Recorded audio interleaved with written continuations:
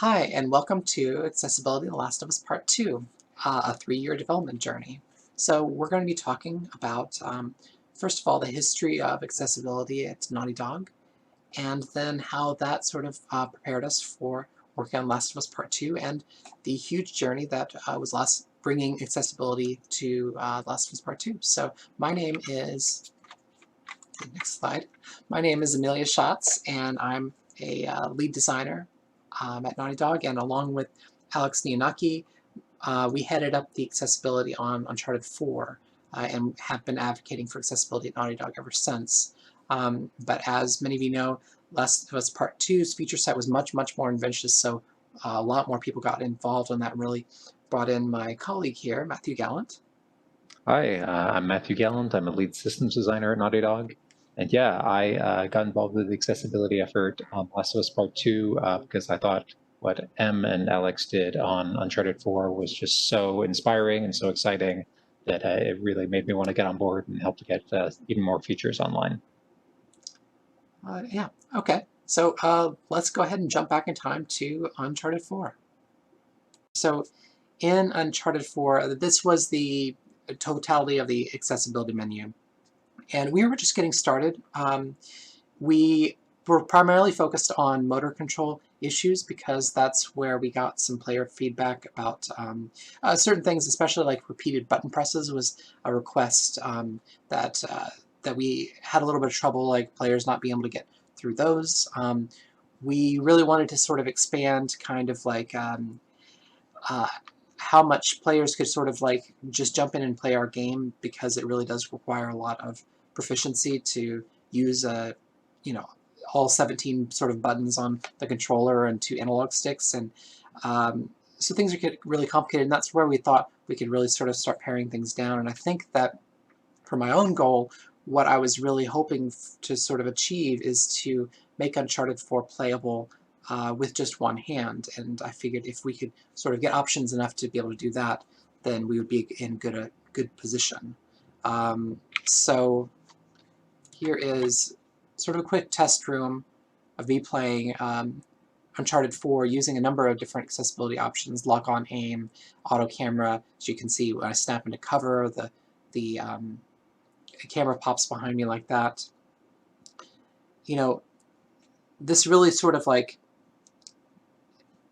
just was sort of getting just things started, and the thing is, we really didn't really have very many focus tests throughout Uncharted 4. We just had one at the very end, but it was really clear that once we had the focus test and we got this in the hands of real players, that a lot of our efforts were very successful, and we broadcast that out to the studio. I remember our director, Bruce Straley, was particularly moved and emailed the whole studio about how important accessibility was and what we accomplished, and that really gave us a lot of headwind coming into Last of Us Part 2.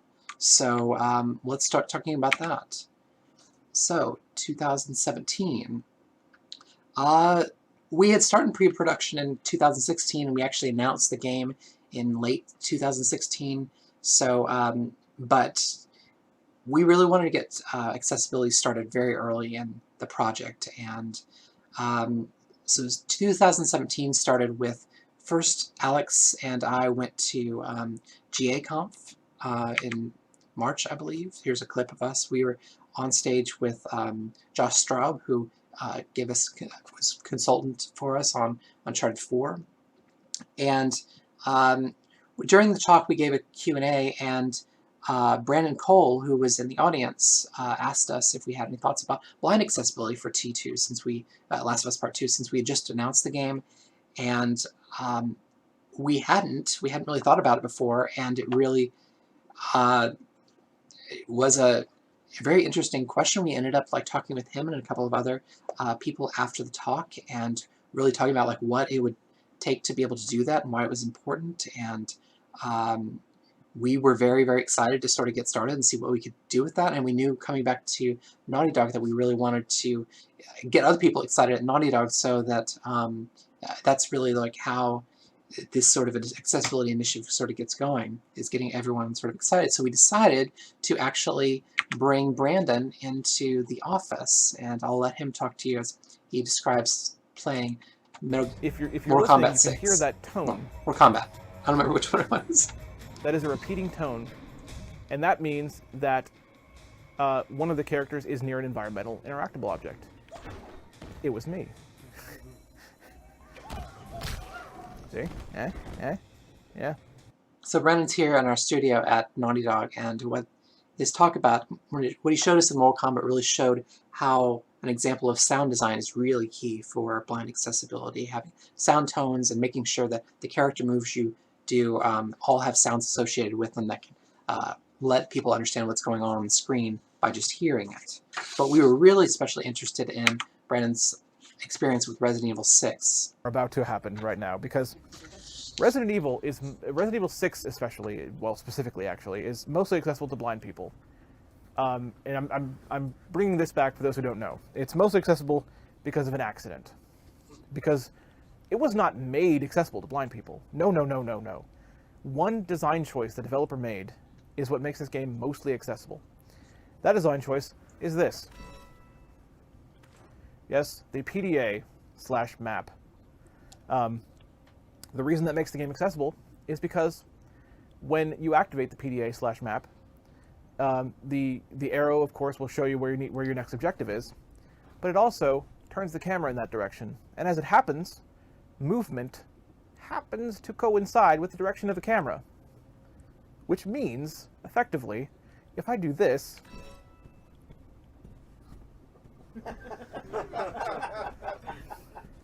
we're walking towards our objective.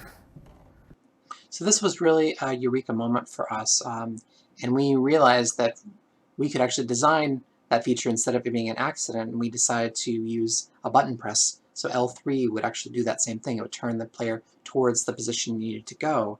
And it really got us brainstorming, like, if that small thing can really unblock Brandon in playing or getting through the game, what else can we sort of add it? And he really sort of opened the door for us to help us believe that sort of accessibility for the blind was absolutely possible for The Last of Us Part 2.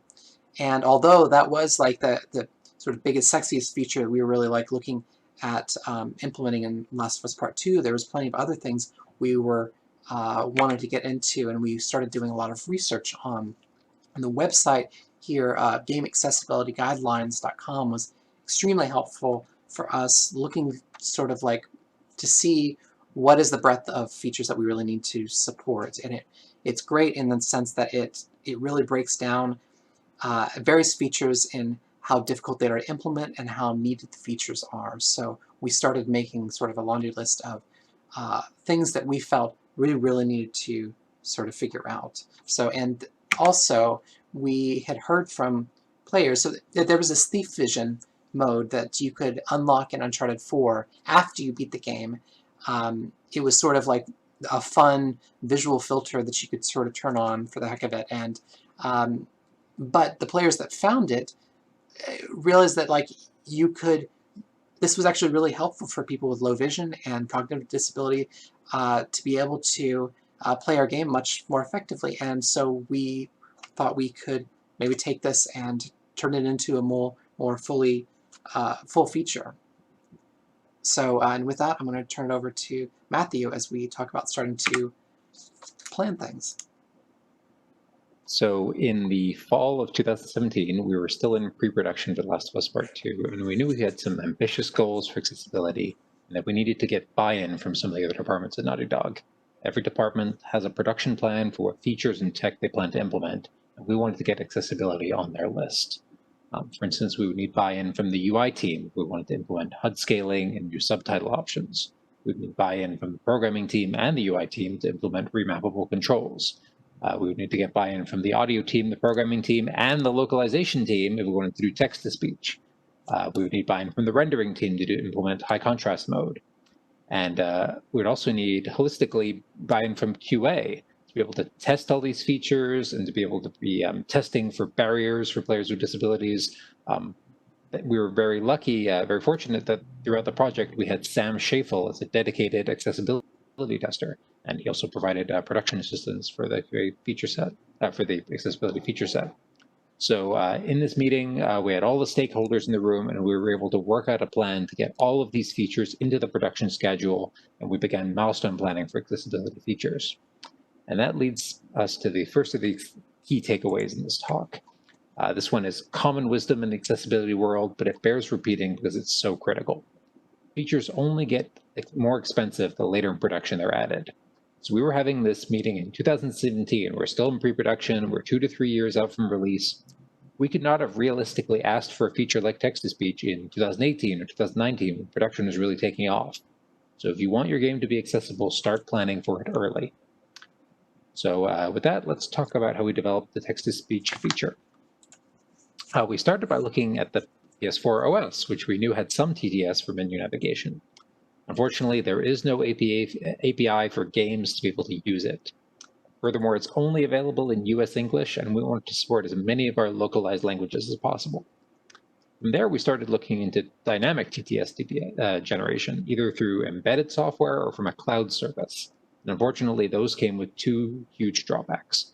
Firstly, we found them to be prohibitively expensive to license. More importantly, they were simply not efficient enough to use in a real-time video game environment. We wanted a solution that could feel extremely responsive to user input without putting a heavy load on the CPU. We also started to realize that for our purposes, general-purpose TTS is overkill.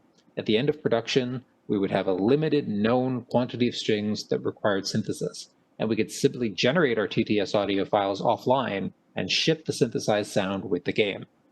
And that's what we did using the software from the company ReadSpeaker. Using ReadSpeaker, we were able to synthesize TTS audio for 24 unique languages. That's every one of our localized text languages, with the unfortunate exception of Thai. We shipped around 8 million characters of synthesized text across all languages. We know that roughly because we were built by the character. Our TTS audio is separated into individual language packs on disk, and our English language TTS pack was about 134 megabytes. Other languages were a similar size. It might surprise you to hear such a low number, but this is because TTS audio can be saved at a lower fidelity compared to the rest of our game audio.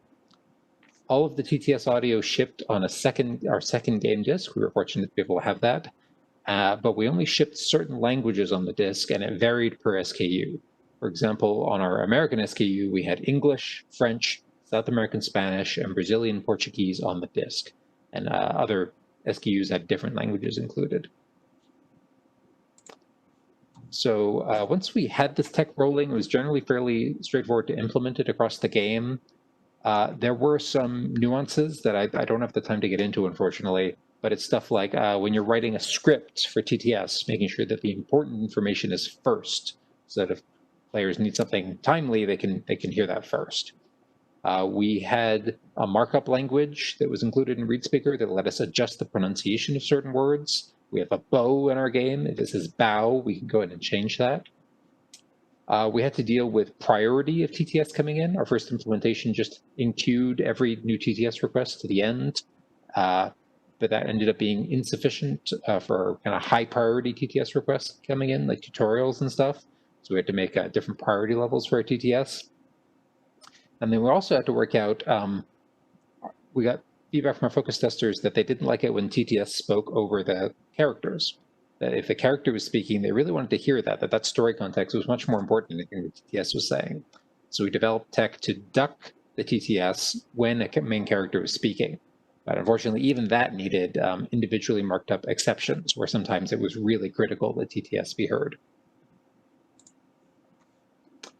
So for vision accessibility, TTS is great for handling text on screen. What about the other information that's available visually to a sighted player? What about when there's a triangle prompt on screen, or a gap to jump over, or an incoming melee attack to dodge?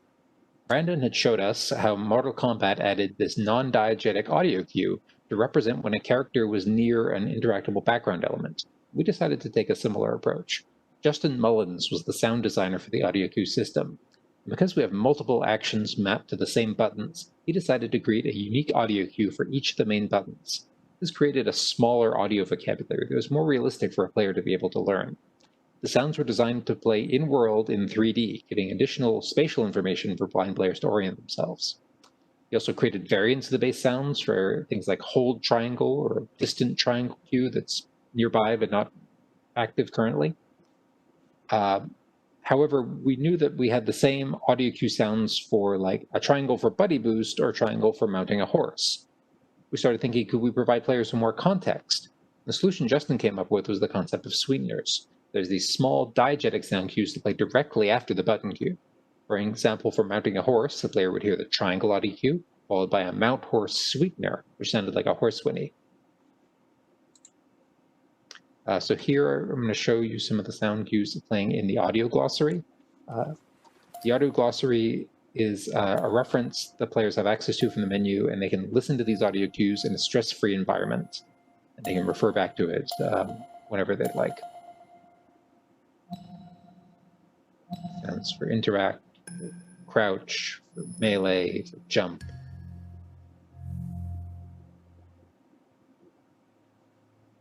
Oh yeah, this is interact cues in action in one of our early prototypes. So you can hear the distant triangle sound, and then when the player gets closer, you'll hear the triangle sound saying that a buddy boost is available. Player hits triangle, and they get boosted over the wall. So I want to talk about high contrast mode, one of the big things that we made for Last of Us Part 2. So we started, as I was saying before, with sort of thief vision in Uncharted 4. But this was just kind of a starting point. We really wanted to see, like, players might have found this helpful, but we needed to break it down and figure out why and how we could sort of improve on it. So this is sort of an early video of us with our high contrast mode in. We've got our characters. Ellie is starting to render in blue, but we weren't sure what to do with buddy characters yet. We've desaturated the world, but it's not very readable, so we need to sort of work on that. And so it's still not to quite the level of Uncharted 4 Thief mode. We wanted to make it better, but we weren't really sure how to exactly tune it until we found these goggles. We bought sort of a whole set from the website Low Vision Simulators, and it really, each sort of set of goggles simulates a different type of visual condition, and it covers a range of things like tunnel vision, central scotoma. I chose the goggles that simulated a visual acuity of 2400 and decided sort of that was a good bar for us to try to hit. So if I could wear those goggles and be able to play watching this mode, that it basically we would sort of, that was sort of the bar we're going to set. So I kept that goggles on my desk the rest of production, and I know that Maria Capel, our UI designer, also kept that so that she could understand, make sure our text sizes were large enough. And I sat down with Dongsub Wu, who was the technical artist who created the high contrast mode, and we worked together to tune it so that I could play with these goggles. So you can see, like, after our E3 demo in 2018, we worked using the environment there because it was our most finished environment to try to, like, figure out, okay, how can this mode let us see in the very difficult sort of dark spaces like this? We need to be able to see our enemies, so you can see how they're highlighted in red. We're outlining gameplay objects with the silhouette and stuff like that, and sort of the farther things are away, the less important they are, so they get darker. We found that for like foliage, we could use mint mapping to sort of make them appear more blocky, and so there was less of this sort of like noise, as you can see. That's kind of how this looked until we sort of started blurring things out. But it really sort of made it apparent that we needed to get this actually more involved with the rest of the studio, because we needed a way for artists to be able to tune specific shaders to use more blurry bitmaps when we had this mode on, and they needed to be able to set what that was, because other shaders needed to be nice and clear. So it sort of started seeming like it was going to be kind of a bigger job than we initially sort of thought. And in addition to that, also we were concerned about just how much how bright like a lot of these highlights were, and that really kind of came into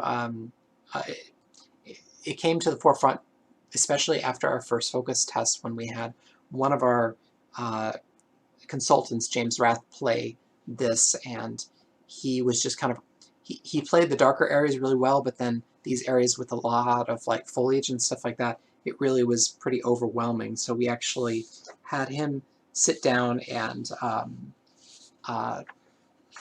tune it with Dongsub to get it to a sort of better place. And this is kind of like, this is our final. And what we ended up with something is very like, we removed a lot of sort of the outlines, as you can see, from like things that are close by. As you can see it a little bit better here.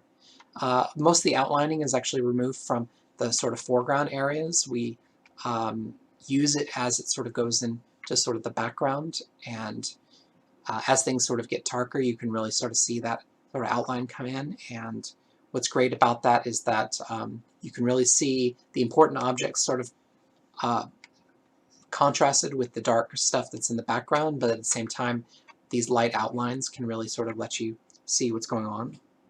But also, as you can see here, there was a lot of sort of special cases that sort of needed to happen, and we needed to sort of account for in this mode. Over here on the right side, there's a brick here on the ground. We made interactable objects a third color, so a lot of times that required a lot of special scripting. Like for instance, this door, you would go over and interact with it, and it would start sort of a quick scene where the characters would talk. But the trouble is that the gate would need to turn off the highlighting because it wasn't interactable anymore, and that required sort of just timing on the part of the designer. These tripwires over here are not actually characters, so they needed to be read as well because they were threats, so those had to be sort of special case as well. We found that this this mode really did have a lot of sort of special casing throughout the game, and it actually made it, even though the mode itself was actually pretty production inexpensive, actually getting it working across the whole game was pretty difficult to do, which is the same as this next feature that Matthew's going to talk about, I think. Yeah, so I'm going to roll this clip again that Em showed. And the feature that I'd like to point out here is navigation assistance, those little arrows on the ground.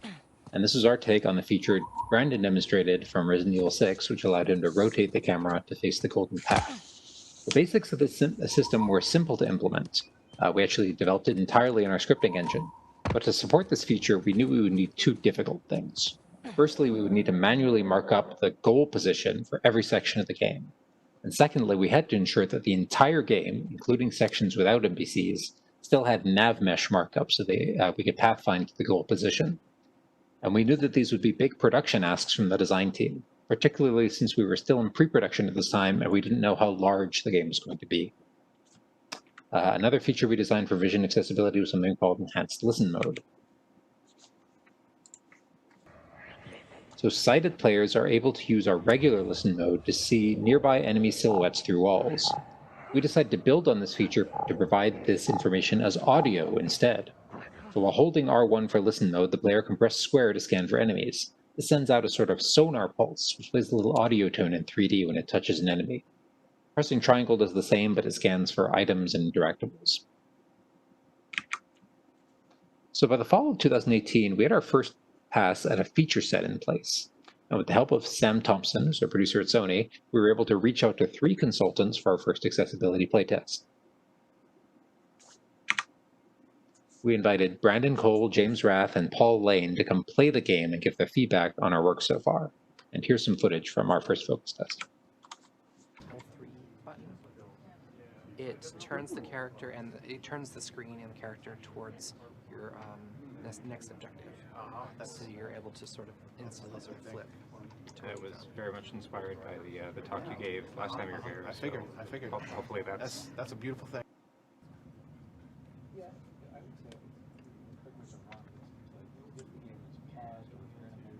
What? In like 10 hours, isn't I know? Sometimes where the text size can be larger. The size of the icons, I don't have a complaint about. Yeah, like these icons, I think are fine. If there's any wiggle room for it to be a little bigger, it doesn't. Oh, nice. Did you get that phone? Steady. Oh, great. Okay. At least they did on screen. Did you hear it audibly, Brandon? I did. Oh, great. Okay. So I don't know why it was clear. I don't think there was any other way he would have known to do that. He wouldn't have prompted. Nope. I wouldn't have known. You got your first sneak. I seriously just got a stealth kill. You killed somebody. I hope everyone watching this stream is now cheering and clapping uproariously. We don't. Live! Get him! Oh no! See. Nice. He's like, I'll hit you back.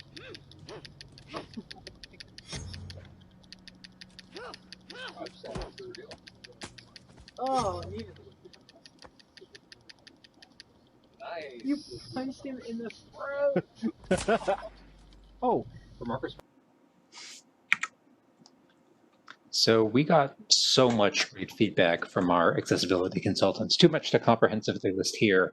A few of the highlights were both Brandon and Paul had gave us some feedback that they wanted an even stronger version of lock-on aim. Our regular lock-on aim that we had from Uncharted 4 only locked on to targets on screen. And they said it would be useful for them to be able to just say, hey, when I aim, if there's a target I can shoot, whip the camera around, it's all right, I just want to be able to shoot at someone. So that was a second lock-on strength option that we developed for Last of Us Part 2. We also got some feedback from Paul that some of the features for traversal assistance that we designed kind of in mind for vision accessibility, he also wanted to be able to use, but he wanted to be able to use them without these additional audio cues that were playing on top of them.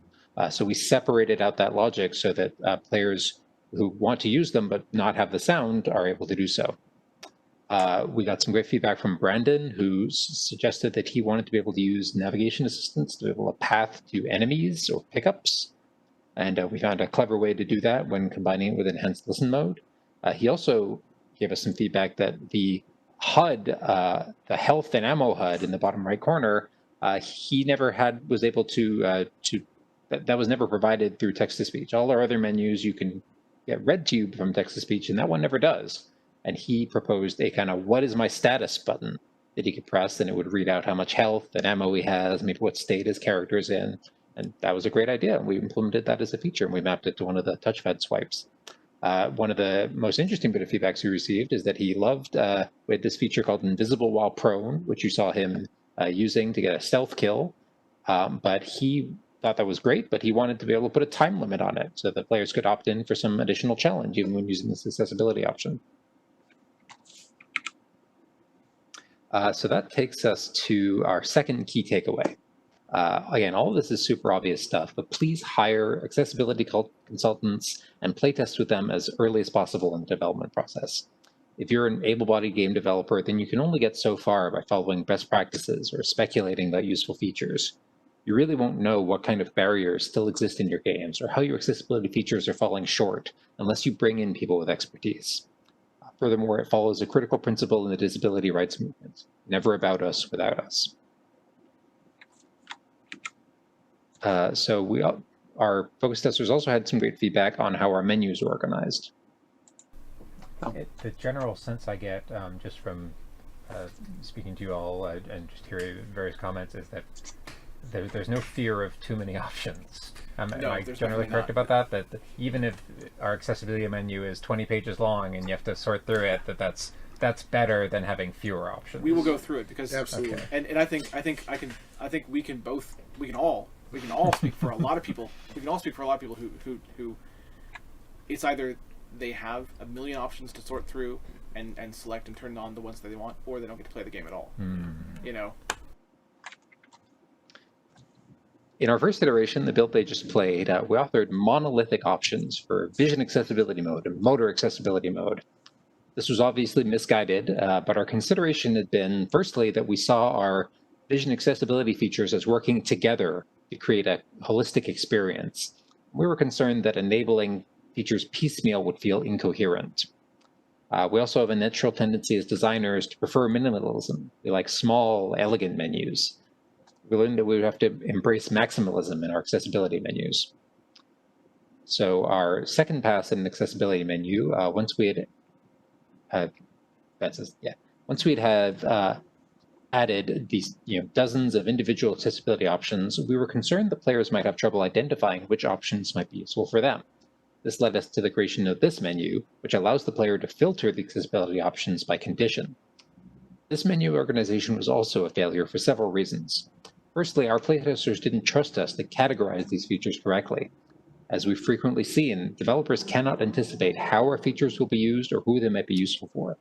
This menu organization just forced players to browse through several redundant menus to see all of the available options. Furthermore, the individual filtered lists were still too big for one big flat list, so we had to organize them by subcategories. And it turned out that those subcategories turned out to be a much better grouping of the options. So that's what we did. And this was our final accessibility submenu that shipped with the game. And these are the subheaders with grouped functions, features grouped just logically. And we had great feedback for this menu, and players felt like they could find the options really, really well. We did, however, still want to provide some kind of just one button option for players who didn't want to take the time to browse through all accessibility menus. And that's where we came up with these presets. So when you first boot up the game, or when you just browse through the menus, you have the option to enable a vision accessibility preset or a hearing accessibility preset. And if you turn that on, that will enable the kind of chef's choice selection of options that we think are useful for those players. But of course, after doing that, players can always go in and tweak the individual options as they see fit. We thought this compromise worked out pretty well. And that takes us to the third key takeaway of the talk. As kind of everything that's set up this slide argues, don't be afraid of offering tons and tons of options and overwhelming players. Our feedback universally from all of our accessibility consultants was that that level of complexity is okay. Players want to be able to fine-tune their experience, and that is a big part of making a game accessible, is giving players exactly what they need. And now we'll hand it off to him. So 2019, we're closing in on release. It's coming up pretty soon, and you know, as we sort of get into the end of production, it's really clear that a lot of our sort of work early on is really paying off, because a lot of these features are already, like, you know, complete, and basically we're just kind of working on, like, how do we polish them, how do we tune them, things like that. And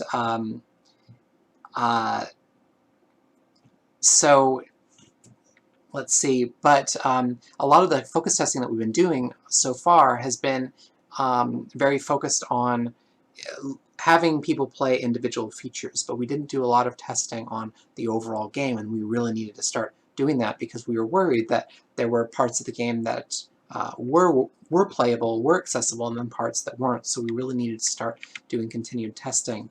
And so we added Steve Saylor to our tests, who I was personally familiar with through his YouTube channel, Blind Gamer, so I was excited to meet him and get his involvement on this. And we had actually a new feature that our consultant James Rath had actually inspired in a previous test. He had showed me his iPhone and how the zoom feature allows you to sort of double tap on the screen and zoom in on text and then zoom out and scroll around the screen and stuff like that. And we thought, you know, hey, we have a touchpad on the PS4 controller and we're not really using it for our game. Let's we can definitely do that. So let's try it out. So this is a video of Steve being introduced to that feature for the very first time. Oh yeah, okay. I have never had to. Whoa! You are facing southwest. You are standing. You have 1. Oh my god! Southwest. Oh my god, that's awesome! You are standing. You have. Oh, that you is so facing cool! Southwest. I have never seen a game do this before! You have 1. Oh my god, this is so great! 100. This is so awesome! 1. Are you kidding me? 100. Help. Yes! Oh my god, are you? You are Yes! facing. So it was pretty successful, and it was really important to us to make sure that in the screen magnification you could zoom in on things like the D-pad menu, on the crafting menu, things like that. This is our final version of the feature. That way you could sort of read text even if we couldn't make the text large enough for players. And unfortunately it does just sort of zoom in on the screen. It doesn't actually make things more clear or anything like that, but it does make it a lot bigger on the screen, so players like Steve don't need to sort of like lean over and be really, really close to the screen. But maybe in the future we'd like to improve on that sort of feature. Another thing that really sort of got on our radar is the issue of motion sickness. Now, a lot of our focus testers actually, from early on in Last of Us Part 2, complained of some motion sickness, and so we were working on this feature, or working on this problem just in general.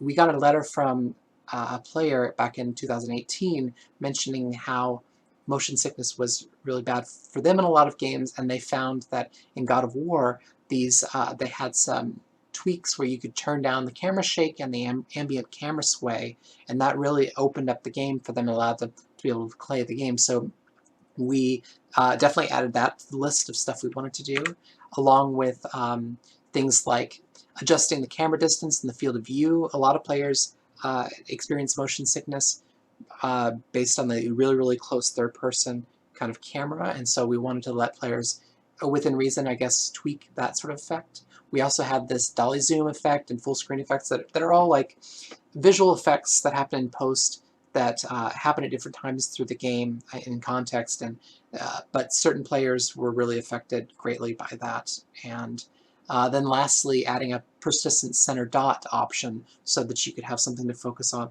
in the center of the screen. The real trouble, though, with motion sickness is that it really is the cause of it is so different for a lot of people. So as much as we really tried to finesse the game itself and fix cameras and camera shake and things like that to work better for all players, we knew that we had to have some of these features for players to be able to tweak things for themselves. Let's see, and we're really nearing into the end of production. Towards the end of 2019, really all of the features were sort of complete or almost complete, and we really were doing a lot of like marking up of different things. So in high contrast mode, we had to mark up enemies and allies and interactables, have them turn on and off when it was appropriate. That was really big, especially in cinematics, because sometimes in cinematics you lose your gun and it needs to turn the highlight off. All of that has to be special cased.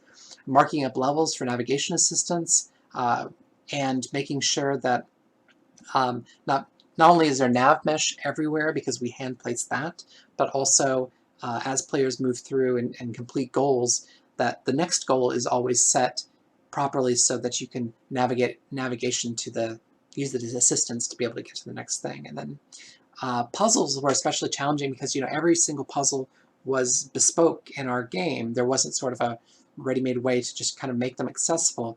We were really worried based on production that we weren't going to be able to get to all of them in time, so we actually created a skip puzzle option that allows players to, when they get to a puzzle, it pings you and asks if you want to skip it.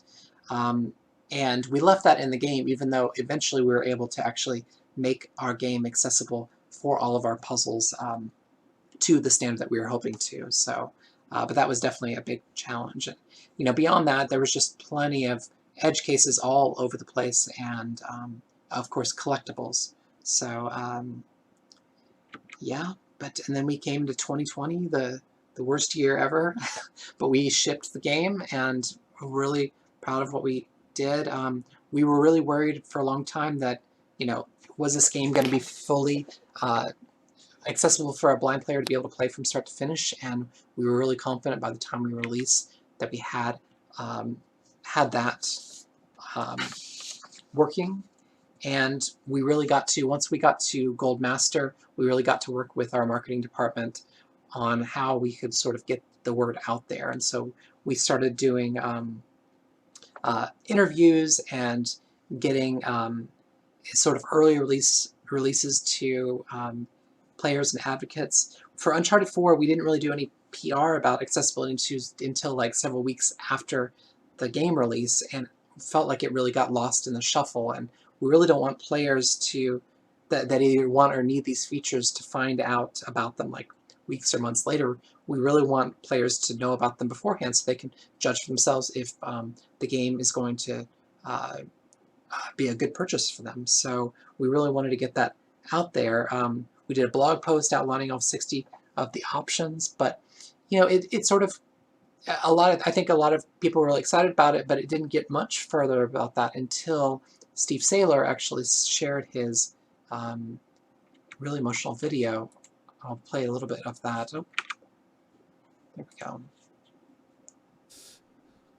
There's so much here. This is why I do what I do.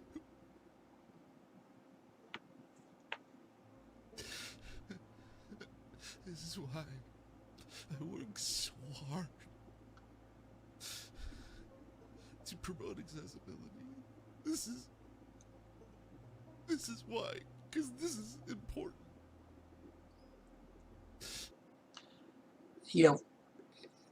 I really have to say I believe it really took a lot of courage for Steve to post this and to be so open about this. But I feel like when he did, suddenly there was a huge interest from so many players and actually journalists from around the world, because what it does so well is illustrate what a lot of people don't understand, is that these features can mean so much to the players that benefit from them. And as developers, it really helps us to understand, this is what it is to not exclude people with our design choices. And we really believe games are for everyone. Steve, in his video, sort of reminded us about the human experience behind every player in our game. It's really incumbent on us to make sure our game is playable by as many people as possible. So with that, we'll talk about some post-launch stats. So we don't have much time left. I'm going to have to go through these very, very quickly, so I apologize. But quick disclaimer before I give these post-launch stats. Firstly, obviously, we can't count any data from players who are offline. And secondly, we had a little bit of a bug in our telemetry, which meant that a small percentage of players reported some kind of garbage values, and we had to filter those out of our data set. Not very scientific to throw away data, but that's what we did. And this is the kind of data after we did that filtering of bad data. So with that in mind, let's go with the stats. Our top features that were used are here. And you might notice one thing right away. If you go to the next slide. Subtitles, oh boy. Subtitles are extremely popular. A lot of players use them. A lot of people tweak their appearance, tweak the color, tweak the background. So if you're looking for bang for your buck in terms of accessibility features, it's hard to beat subtitles. They really are an incredibly prevalent accessibility system. So we had 2 options for subtitles, and they were both popular. I'll have to gloss over that a little bit, unfortunately. And we also offered 3 different sizes of subtitles on the next slide. And surprisingly, our smallest subtitle option was more popular than our largest one. That was kind of unexpected for us, but it goes to show options are good, more tweaks are good. Yeah. On the next slide, you'll also see 4 of these options are kind of unfairly counted, because these 4 are offered to the player by default when they choose very light difficulty. So it's not totally fair to compare them against accessibility features that are buried in some of our menus. So with that in mind, next slide, we have these were our top vision accessibility features. Enhanced listen mode, I know some players use just to find collectibles, find items in the environment. Text feature is quite popular. Basically anything over 1 or 2%, which these features were, we considered to be quite popular. On the next slide, this is how our motion sickness options filtered out. Obviously, motion blur very popular, but turning down the camera shake was very popular. All these, yeah, these are very successful features a lot of people used.